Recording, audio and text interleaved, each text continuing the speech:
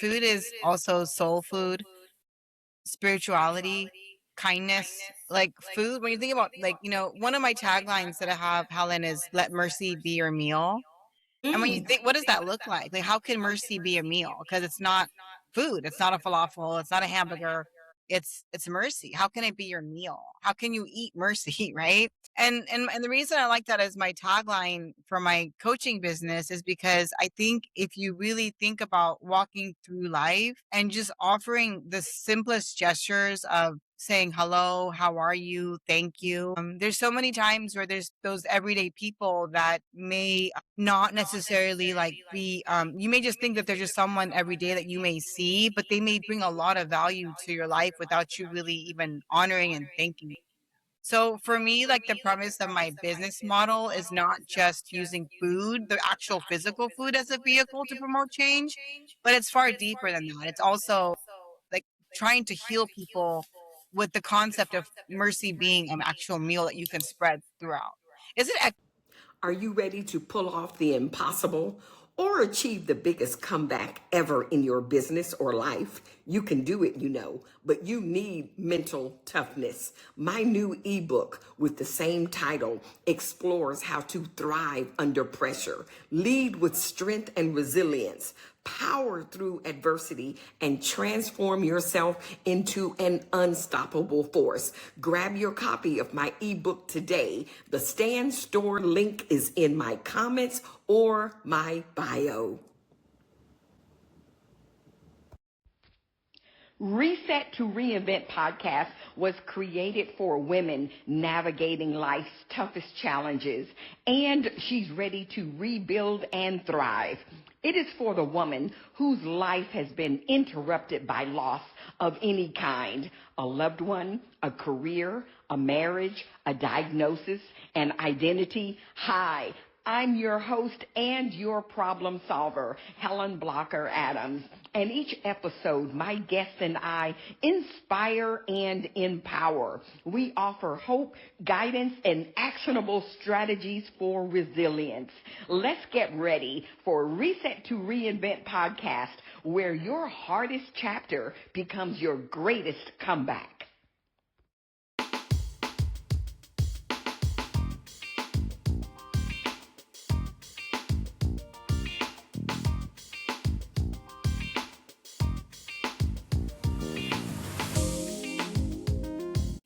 Hello, and welcome to episode 70 of Reset to Reinvent podcast, where your hardest chapter becomes your greatest comeback. And I am your host and problem solver, Helen Blocker Adams. So glad that you have joined us here today.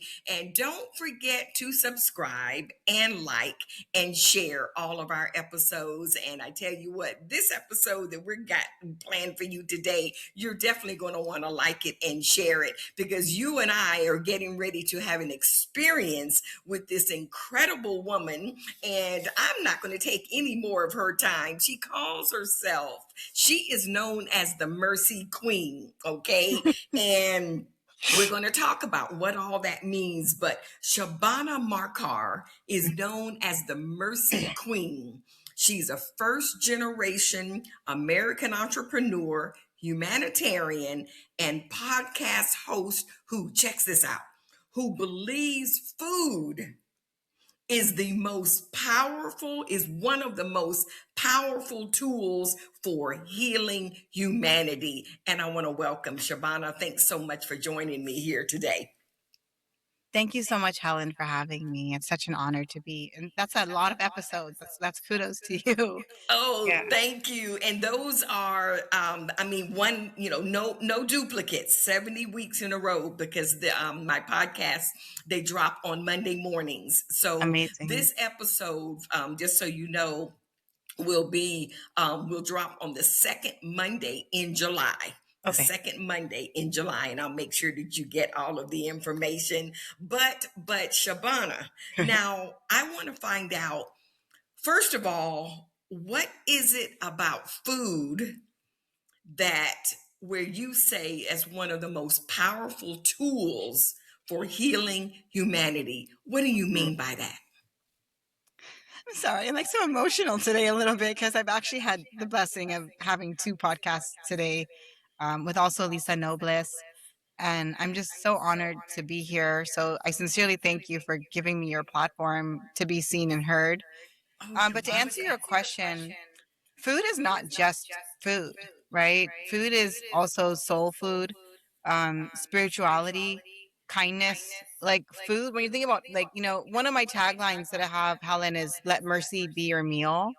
And when you Mm. think, what does that look like? Like, how can mercy be a meal? Because it's not food. It's not a falafel. It's not a hamburger. It's mercy. How can it be your meal? How can you eat mercy, right? And the reason I like that as my tagline for my coaching business is because I think if you really think about walking through life and just offering the simplest gestures of saying hello, how are you, thank you. There's so many times where there's those everyday people that may not necessarily like be you may just think that they're just someone every day that you may see, but they may bring a lot of value to your life without you really even honoring and thanking them. So for me, like, the premise of my business model is not just using food, the actual physical food, as a vehicle to promote change, but it's far deeper than that. It's also like trying to heal people with the concept of mercy being an actual meal that you can spread throughout. Is it echoing, Helen, still? No, no, not at all. Okay. So, okay, so how did, I mean, that's okay.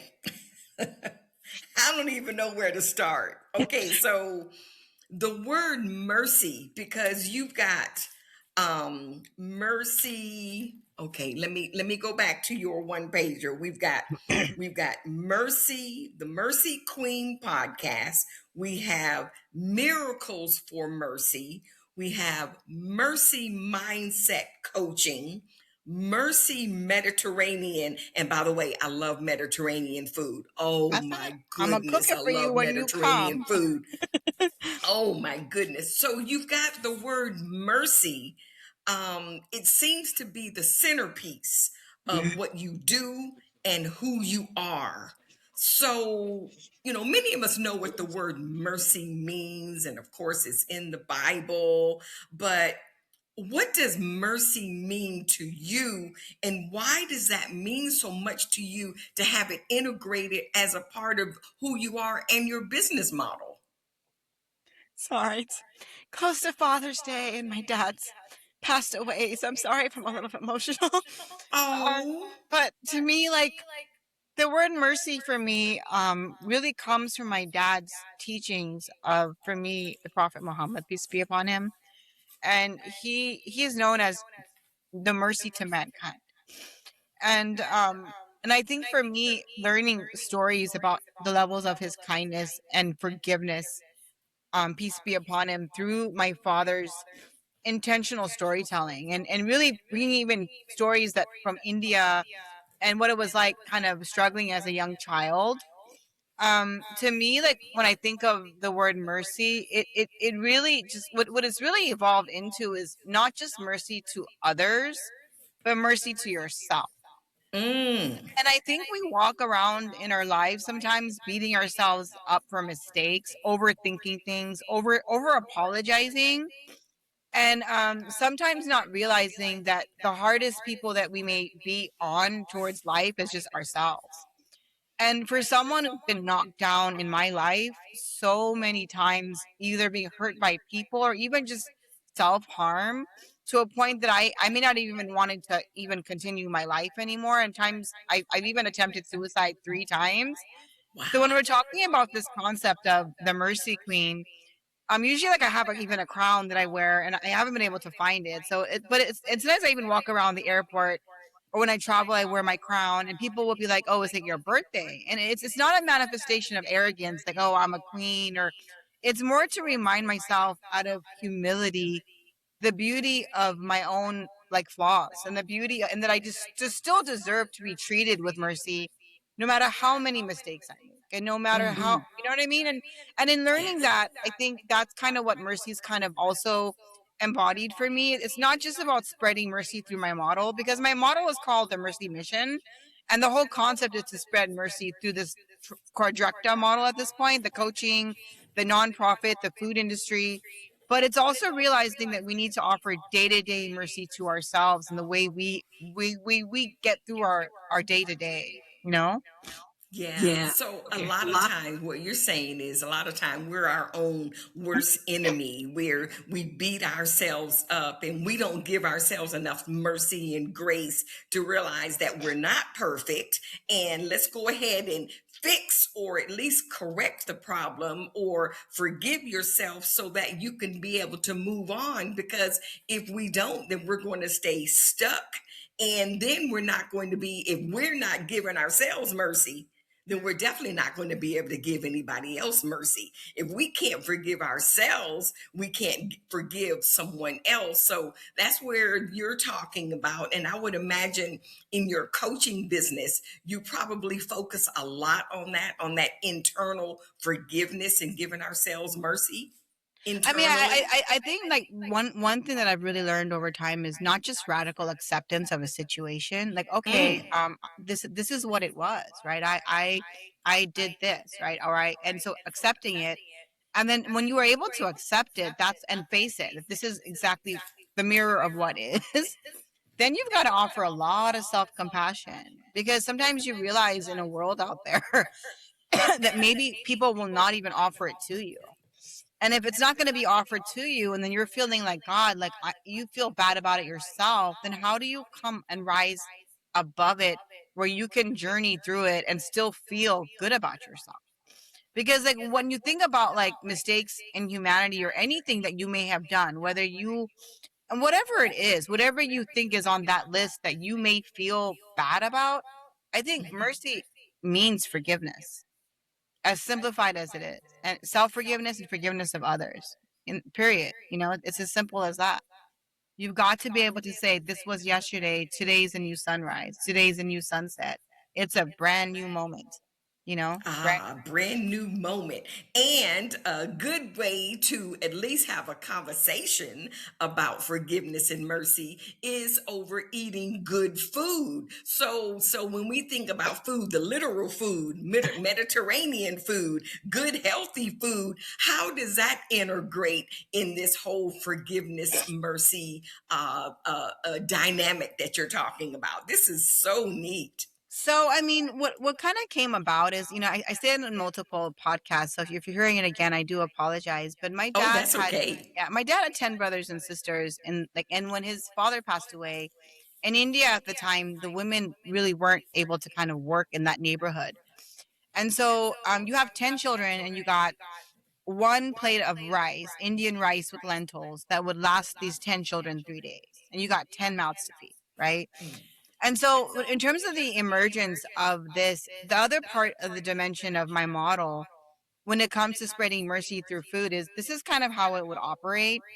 And I want everyone who listens to help me jump on the bandwagon in any way they can. And I will share with you ways you can help.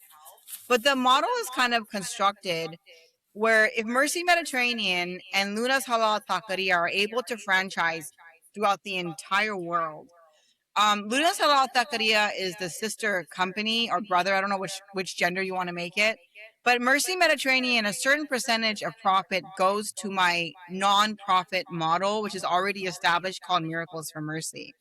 So what you're seeing now is if we were to globalize, we're not only producing jobs, but the nonprofit already has a monthly agenda. One is homelessness, one is building water wells, one is to help an orphan every month. So let's just say you were to go through my drive-through one day, God willing, and they're all around the world.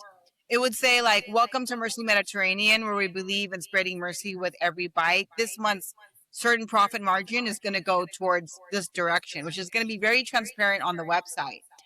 And then basically, we are healing one another, not only through investing in a healthier fast food model, because I don't want to do sodas and I want to do the best products to the optimal capacity. So maybe getting for $26 a salmon salad versus Mhm. something that's more generic and cheaper quality, right?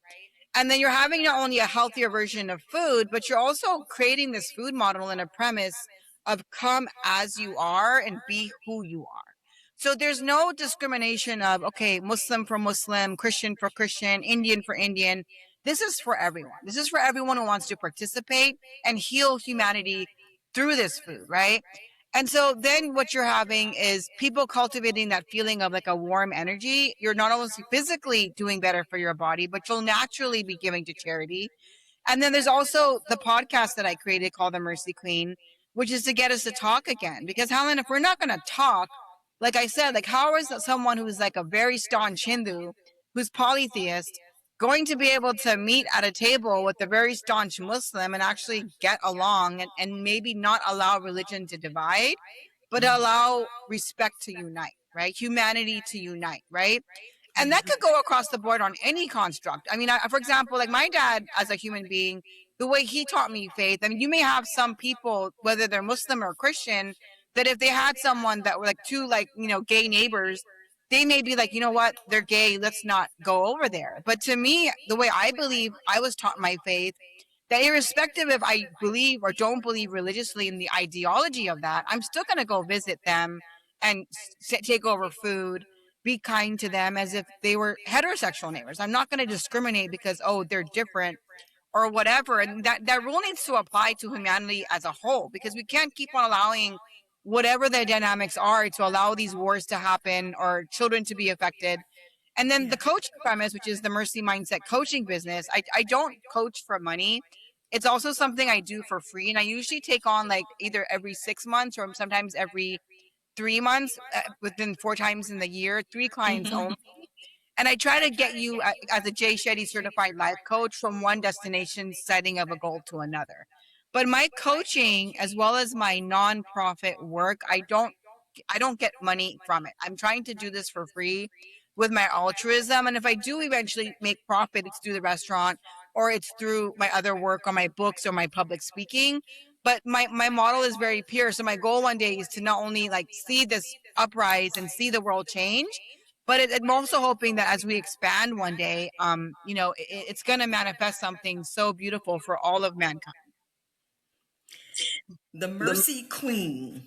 Now, you're in California, I'm in Georgia. And is there a restaurant or a website where people can be able to partake of the Mediterranean cuisine? Tell us how that would work for someone who's not in your geographic area. So unfortunately, on all honestly, Helen, like when I first opened, I was within 5 months already rated a 4.9 in my scale of Yelp and Google for both restaurants. It unfortunately in 2024 had to close, and despite multiple attempts to try to reopen, I haven't found the right business measure and fit. So right now the actual restaurant industry is not open, Okay. but what is open is my podcast and my nonprofit.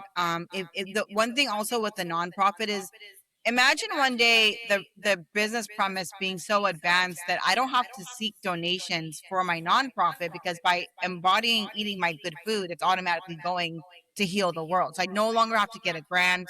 I don't have to do a fundraiser. We're just Yeah. spreading it through eating, right? And Yeah. so that's not evolved yet, because unfortunately I've gone through a lot of business struggles with sometimes bad alignments, and I basically have had to take the hit of now working 14 hours to kind of manifest the comeback. And because Okay. I've seen kind of sadly that the business world is sometimes so cutthroat and solely about money and profit that they don't necessarily have either the ethic or caring, I am now taking my time to build other things like public speaking. I'm hoping to do a TED talk, writing my book, and try to one day when I do reopen, do it in a way that is slower, smarter, and doesn't have the risk to operation fail. Because a 4.9 rating with 100 people coming in the lunch hour, it was rampant. It was amazing. But I'm trying to work kind of smarter, not harder. And kind of like what you Okay. said in the very beginning of the podcast is having the courage to kind of manifest, the dignity of failure, not being a failure, but a learning experience to hopefully one day come back. Like you said, Oh, come and back. you know what? That is so important, because when we talk about you're a first generation entrepreneur, I've been an entrepreneur since 1991, and the ups and downs and the ebbs and the flows and the having to close one thing and step back and reset and reinvent ourselves, which is the name of my podcast. Because personally, I've had to reset and reinvent myself so many different times. And so, as an entrepreneur who's had to step back, but you didn't stop. You just kind of pivoted.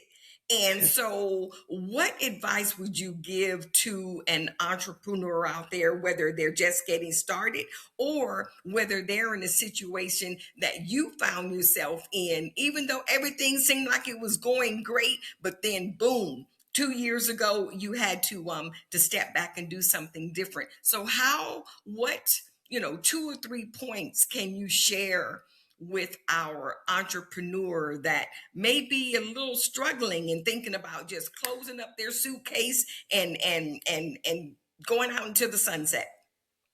The three advices I would give is number one, believe in yourself enough to be able to allow yourself to fail 100 times and get back up again. Fail 101 times. Because my dad used to teach me this. He used to always tell me in kindergarten that never be afraid to ask a question, even if you think it's stupid, right? Raise your hand and ask away, right? So if you believe that you have something in you and everyone else is like, you stupid, you ain't got it, don't do it, believe in yourself enough to manifest the energy to go for it anyway. That's number one. Number two, I think a lot of people are talkers and not doers, and I'm a doer. So, I mean, if you want to do something, you don't have to ask permission. If you really believe in your gift, you got to be able to invest in it quietly and silently and not make excuses for, oh, I can't, or they said, he said. You really got to know your purpose and be able to journey with the mistakes and let go of them and be able to like learn yourself and manifest the action versus the words. Because part of the journey for me is after maybe a 14-hour shift at Kaiser, I'm staying up till 3 or 4 in the morning. And then after that, also going to the gym to take care of my body. So you're putting in 18 hours when I'm not working the 14 or 13 to manifest the beauty of this desire. And when everyone is like, oh, why would you bother? You already have a good job. I'm bothering because I truly believe. And because I believe there's no one but God himself that's going to be able to make me stop, you know? And then the last thing is just, I think sometimes I've also learned to kind of walk in a little bit of silence. Because I think sometimes the people that you may think are well wishers may actually not be well wishers. And so sometimes just being a little bit more discreet about your intentions or not even over explaining your intentions. Because sometimes people will be like, why? And that'll drain you. Just do you, be you unapologetically and go for it. And don't be distracted. And hopefully when you put in the hard work, the results will come. Oh, the excellent advice, excellent advice. Oh my goodness. And the concept of being a doer and not a talker, because you're right. Even if you scroll on Instagram, I mean, a person can really get caught up in the notion that everybody that they're scrolling and looking at on Instagram are rich and they're millionaires and you got these images, but yet you peel that onion and you'll find out that everything that glitters is not gold. And so with that said, how do we because they say sell the sizzle and not the steak, but how does a person that really want to try and get something done, you talk about distractions, how does a person get remove some of those distractions so that they can make sure that what God has for them is for them and not all of those other things that they're seeing out there giving them ideas and distracting them? Well, the three things I wanted to just say to that about, just real quick, when you were talking about, people may look glamorous and the sizzle of the reality versus what really Yeah, is. yeah, sure. And one thing I just want to say, real quick is that I've always believed that status doesn't really, like, status in society, for example, like when it comes to like physical wealth or going to Harvard or whatever, it doesn't necessarily designate your true education, right? Your true education and humanity is how you make someone feel, like Maya Angelou said. So you could be graduated from seventh grade or eighth grade, like my father was. He only did eighth standard, but his humanity, the way he made people laugh, the way he forgave, that's a high education value to me, right? Because you could also go to Harvard or Stanford and be arrogant. So what's the point, right? You could treat people, Right. right? And then also, like when it comes to money, a lot of times money is the definition of success. What's your net worth, right? Oh, she's worth 3 billion. She's worth 2 billion. But can you really put a net worth on a human being, right? We're so much more than that. Whether or not my mission takes off in a financial success, it's the day-to-day wins of trying to offer the little kindnesses throughout my day and then reflecting at night. Hey, could I have done something better? Is there anything I need to go back and apologize for? That to me is the greater worth of my life and meaning of wealth than it is to say that I've made so much in society with a bank account, right? Because in the end of the day, like if I one day am able to make like a lot of money, I will go into a crowd and say, what did the money matter anyway? Right. And that's something that sounds off because I do want to be rich, but it's not just about money. Like where will money go when you're actually 10 feet under? It doesn't matter. Right. It's the same. It's a coffin or it's the dirt. Right. And then lastly, like physical possessions that people may see you have. Like sometimes if I do a video and I might be behind a Corvette, it's something that I saw parked in a parking lot at Walmart. And I'm like, hello, can I use your Corvette? You know? So yeah, because sometimes I hate to say it, but that kind of gimmicky stuff does sell attention. And it's sad that that's the reality. But and I'm sorry that I kind of geared off, but I know your question was more about, you kind of asked like in terms of distractions. So a key example of that is, I think it's not about getting rid of your distractions. And I'll give you a perfect example of this. One of Okay. my best friends has 4 children. And she is such a devout mother that she will never leave her children to do the things she wants to do, whether it's going to the gym, whether it's going out for a weekend for herself. She just won't do it because to her, she's like, if I'm not there, my husband's not going to be able to manage it. And so when you're talking about sometimes getting rid of distractions, it's not about getting, because she can't get rid of her kids, right? Right. Right. It's more about saying like, wait, how can I make this work? That there's not an excuse for me not to fulfill my self-care. And that doesn't even mean business. It means reinventing yourself in a way where you say, just like my kids matter, just like my ailing mother matters, just like my kid who's struggling with drug addiction, it's all hard things for me to go through.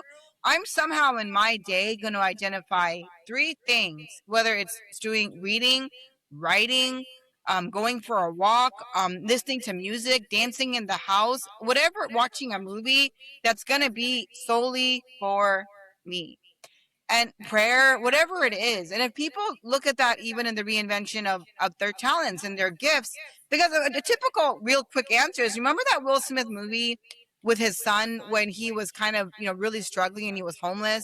Do you remember that Yes. movie? Oh, And he was the like, just pursuit like, of happiness. yes, the pursuit of happiness is a perfect example of a situation where doesn't even got $5 to loan his boss, and he's got a little lamp, and he is hustling the bustling, and that's what you've got to do to make it. You cannot sit there and say, "Oh well, because I've got kids," or you've got to be able to do the grind anyways, and you've got to find a way to do it anyways. And but that means that you need to feel the grind is worth it without excuse. You know what I'm saying? Oh, I like that. Oh, so you just said the Mercy Queen. She just said you got when you are pursuing your grind, you have to believe that it's worth it. Because you Wow. are, I mean, honestly, I mean, Helen, when I started this entire endeavor, this mercy mission, let me tell you what I went through. My husband wanted to divorce me. He said, if you do this, we're getting divorced. I'm like, go ahead, let's get divorced, right? Then I got my parents are in India, and they're like, you're crazy. We're gonna take the next flight. We're gonna, you're going cuckoo. And they get my cousins and my brothers coming at me like, you crazy. Don't sign the contract. Hold. And I'm getting in and I'm talking to God and I'm talking to God. And even till this day, my family itself does not really support my podcast.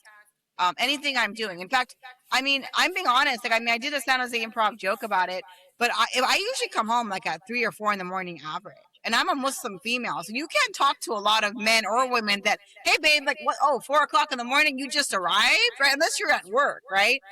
And to me, it's like, I know that I where I am. I know what I'm doing. I know that I'm at coffee shops or sitting there and really studying or even exercising to self-care. So it's like when you're talking about like, okay, how is she manifesting this? It's intentional.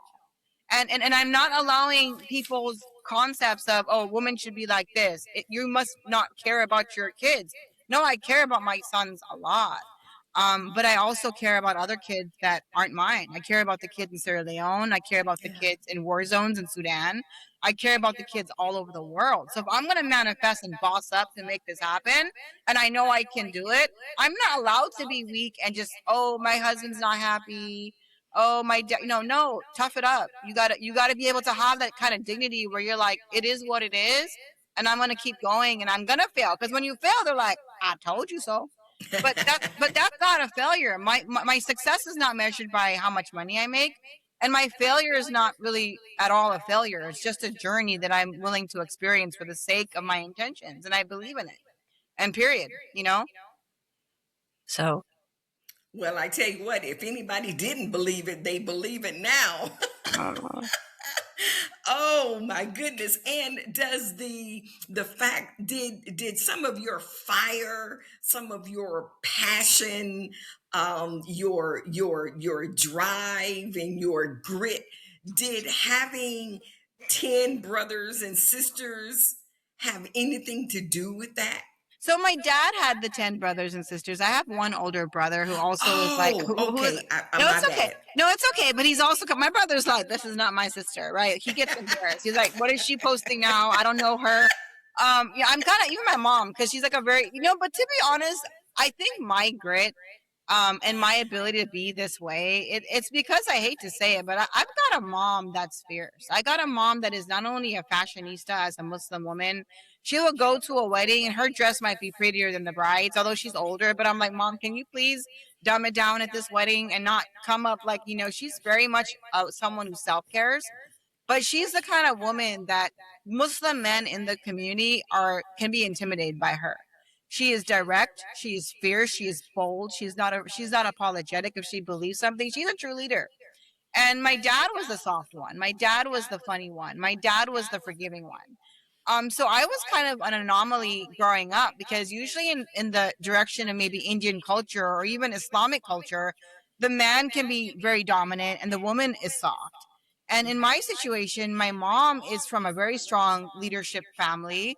And my dad, like I said, had a lot of spiritual humility. And so it kind of gave me a little bit of the best of both worlds that kind Yeah. of created and I'll be honest, before the Mercy Queen, that was kind of a subtle soft serve, but I actually wanted to call it the Muslim Harley Quinn.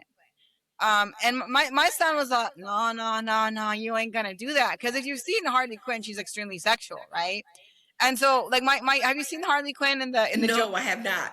So Harley Quinn is basically I think she's a Marvel character that was in love with the Joker, and she was like a psychiatrist, and she was in the Suicide Squad. Have you ever seen the movie The Suicide Squad? Oh, yes, yes. So you remember that the one that's kind of the cute little, the actress that plays Harley Quinn, the one that's hanging on the jail and whatnot. So she's Okay. in the Suicide Squad. So she's very hypersexual, but she's very independent.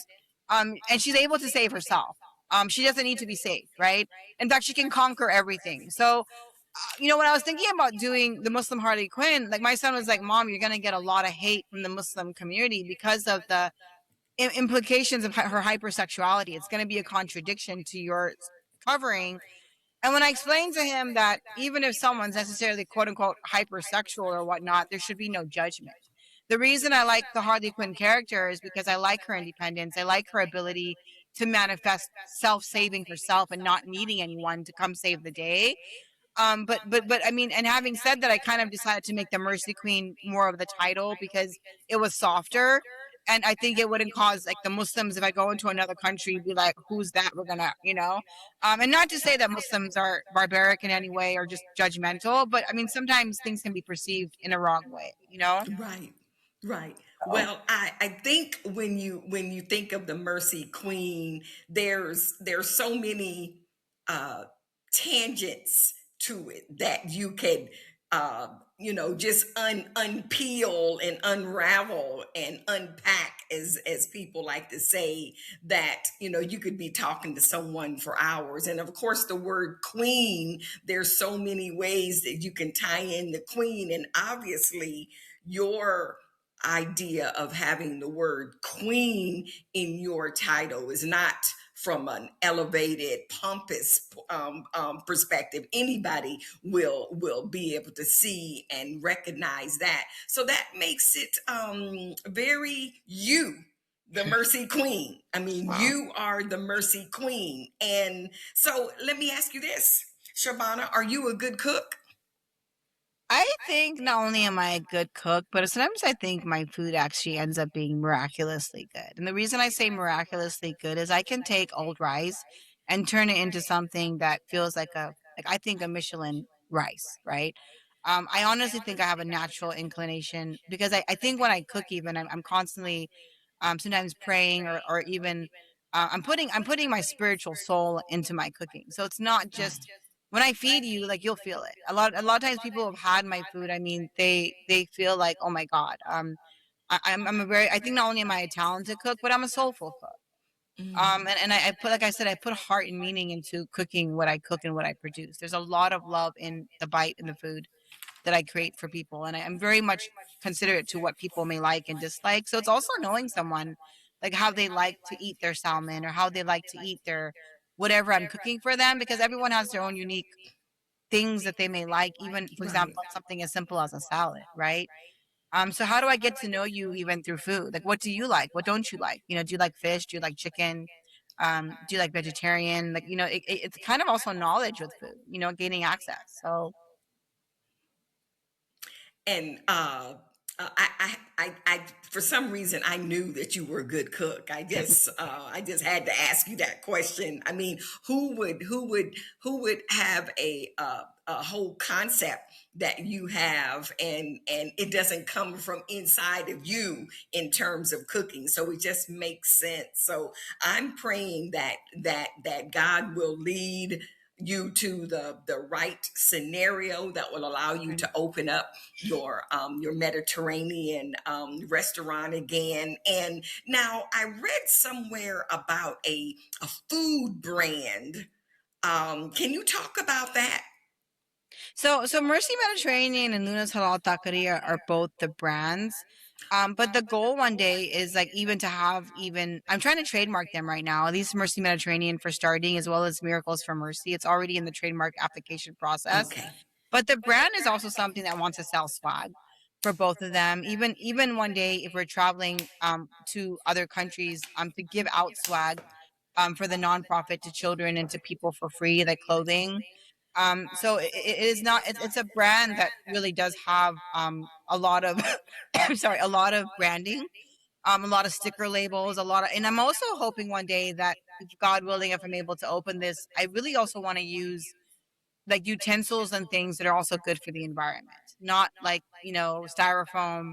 So like the whole model is really based on a holistic intention that offers food. And also I'm also trying in my brand, hopefully God willing, to separate the veggie and the vegan from the non-veg grilling and oils, because I also don't like when I go to Denny's, for example, for the pork, which I cannot eat, to be next to the hash brown, because that cross contamination defeats the purpose, right? Right, So right. imagine going through a drive through now that is not only serving a healthier version of fast food, also offering charity. But then at the same time, the branding also respects the difference between a vegetarian and a non-veg, because even the spoons, the oils, it's not going to be the grills itself. They're all going to be not intermixed, and that's something very also elite in my intention. To kind of respect difference, like I said, you know.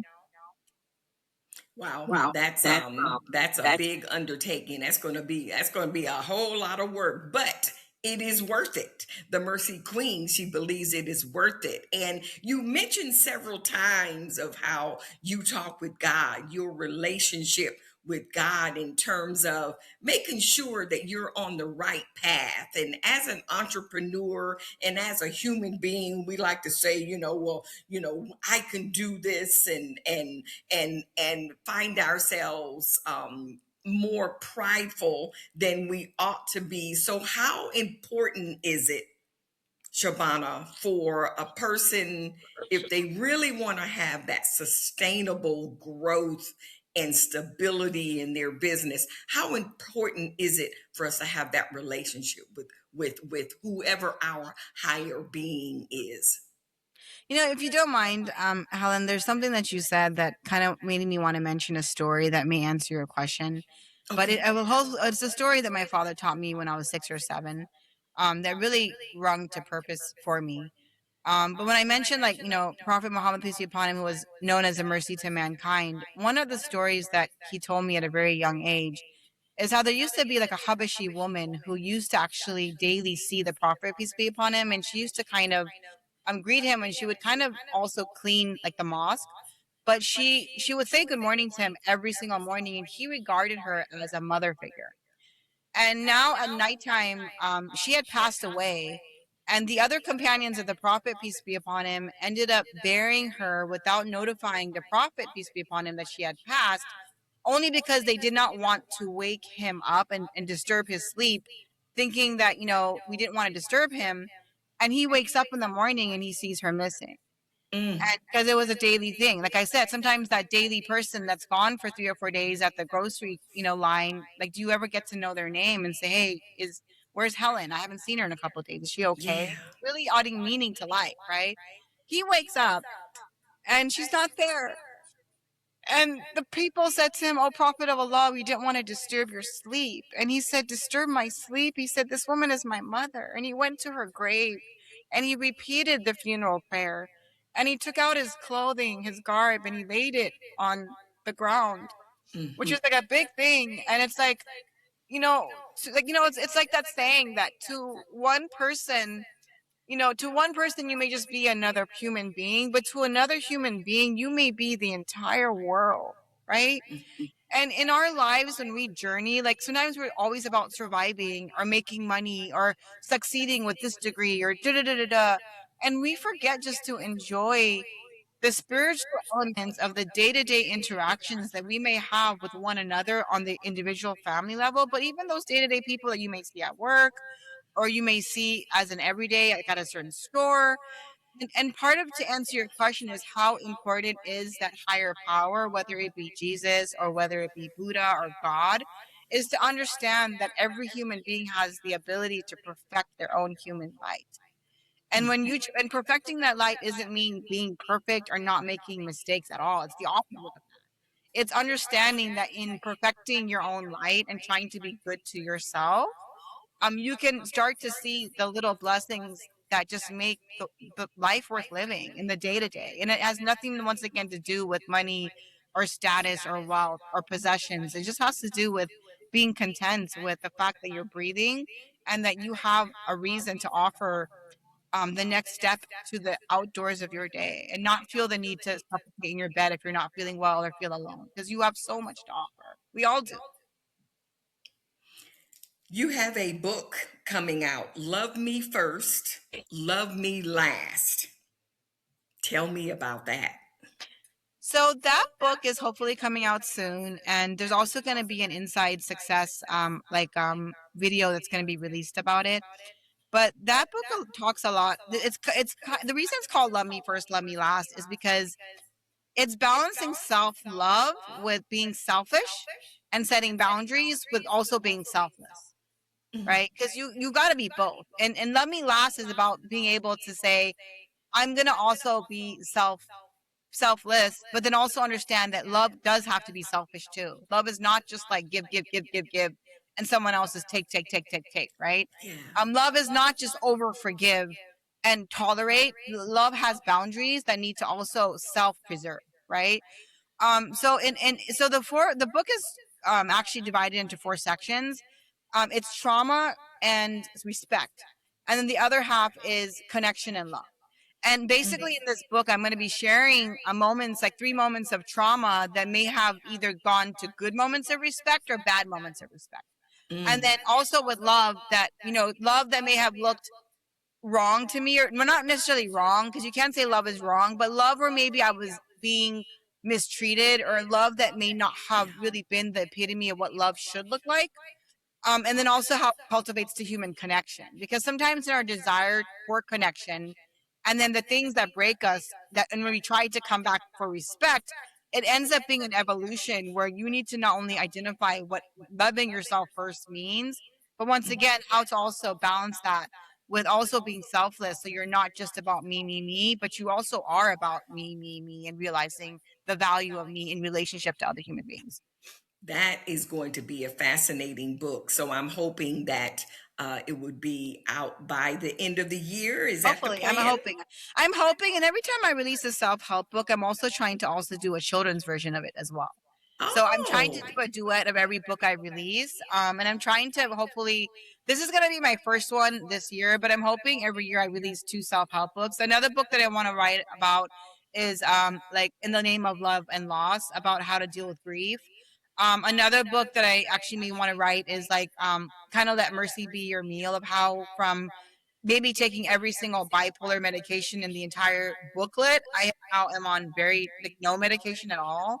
And the journey of what it looked like to have me go from being severely depressed, Prozac, lithium, Abilify, Zyprexa, to no medication, and what that journey looked like in my spiritual understanding. So I'm hoping to not only do public speaking, if you want me to public speak for you, but to kind of be a mental health advocate for hope and mercy, to make us all realize that we are all king and queens, and you don't need a crown to be adorned to know that we are all king and queens, and that's what the goal is, to make us realize that. That's interesting that you mentioned mental health, because that's something I've been an advocate for a long time. And the month of July, as a matter of fact, is National Minority Mental Health Month. So I'm really glad that those two words did come out of your mouth. And when you think about everything that we've been talking about, as we wrap up everything that we've talked about, it ultimately ties in with the health of our mental. Wouldn't Mhm. you agree with that? And your heart too. I think it's mental. I think it's spiritual. I think it's intellectual. I think it is definitely your mental health. But there, like you said, that it all is hopefully encompassed in just the betterment, like you said, of your mental well being. And how it really, but it's all connected. Your physical is connected to your mental. Your spiritual is connected to your mental. Yes. Your psychological is connected to your mental. So it's all interconnected. Wow. Wow, I love it. I love it. Now, is there anything? Now, first of all, I do want to make sure that you share with us all of your tags, social media, so that people can be able to get to you. But is there anything else, Shabana, that you want to make sure that you share with our audience here on Reset to Reinvent? Anything that we haven't covered that you want to make sure that you let us know? So, first of all, once again, Helen, I want you to know that I am slowly gonna very slowly watch your 70 episodes. Not slowly in the sense like I'm gonna get on my treadmill and try to get through all 70, and I'll share my feedback with you, because I'm very intrigued that you have so many. So kudos Oh, to you. thank And you. once again, thank you so much for giving me the ability to be seen today. As a closing remark, follow me on IG on the Mercy Queen, or Mercy underscore Mediterranean, and the Mercy Queen podcast. And also, if you do want to support, if you wanted to donate to the Miracles for Mercy website to try to get a little bit more funds in there so we can continue to do good work until the business is open, so that we don't have to ask for grants and whatnot. And Mhm. last but not least, what I would like to say to everyone, which is there's 2 mantras that I always like to close with. One is like, let mercy be your meal, like let it be your food. And the second thing is that I always like people to just realize this and let that be you, hopefully a mantra that we can start saying to one another. And I'll leave you with this. Um, you say you're just a little soul, but within you lies the keys to the universe. And I hope if everyone can understand that they can unlock the key to their own power and beauty to benefit every human being and themselves. And when you start to realize that power that you possess, hopefully some of the difficulties that you might be enduring that make you feel like you don't even want to get out of bed, and you completely want to give up, hopefully understanding your own power and light and what you have and how valuable you are as a human being, and that we care, people care, even if you feel alone, even if you feel unheard and unseen, people do care. And because of people like Helen, Lisa Nobles, Albert that I've been interacting with, these conversations are the beginning of hopefully a positive change in our entire world. And that's my prayer for everyone is don't give up, and let's keep on talking and trying to spread the light that we should all embody for each other. Oh, that was beautiful. Shabana, this has just been absolutely delightful. You have been just delightful. I am following all of your platforms and really getting a kick out of your stop the person in the street interviews. Those are just really cool. And what it does, I know I said we were wrapping up, but I got to say this is, a person will have.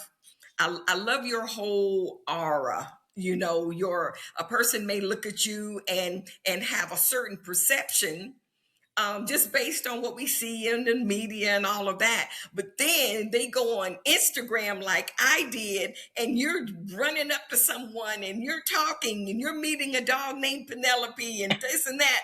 And it's like, wow, this is a cool lady right here. I mean, Helen, I was talking to Lisa off, and it's like funny because in the morning, this is my morning ritual, and I know I'm wearing a Muslim scarf, but I will do my prayers in the morning. I'll read a little bit of Quran and pray on my dad and people who are dead.